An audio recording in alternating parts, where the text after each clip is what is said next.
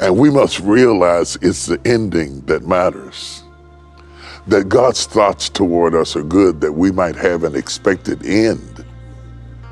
But he didn't say anything about the middle. And so as we endure the pain and go through the agony like being misunderstood, agony of not feeling loved, agony of being underemployed or unemployed, agony of losing a job or a spouse or a loved one. I mean real agony. I'm not talking about you lost your parking space. I'm talking about real agony that tries your soul, that pushes you to the breaking point, that you feel like you're gonna bleed through your skin. You have to know that that does not mean that you're not recovering. That recovery hurts too. Counseling hurts. Therapy hurts. Confronting old issues and digging out old wounds, that's hurtful stuff and difficult to talk about. But if we don't get to the root of it, and the recovery period may take a while, but that does not mean that we're not getting better. What it does mean that once you make a commitment to go through the process, you have to be prepared to endure the pain.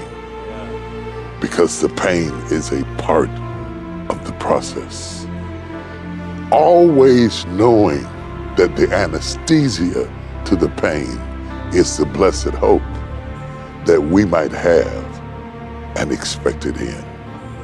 And today, if you are suffering and in agony and in turmoil and feeling disconnected from the world and like life is passing you by while you wrestle with and grapple with the atrocities and the vicissitudes of life, I want you to know that tomorrow is coming.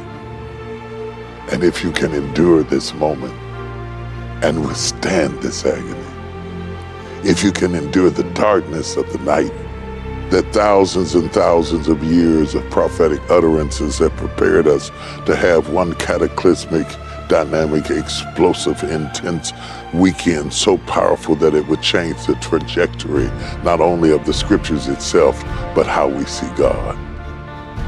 That weekend had been prophesied by the prophets of old, had been seen in shadows and types, had been seen in the shadows of the Old Testament, preparing us for the weekend of absolute terror and horror. I'm talking about the weekend that Christ was crucified.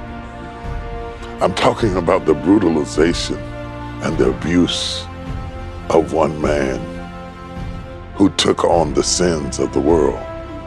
And I am not sure whether it is the nails of the cross or the beating of his back or the crown of thorns upon his head that hurt as bad as the betrayal of his disciples, the alienation from his friends, or maybe it was the absence of the favor of his father.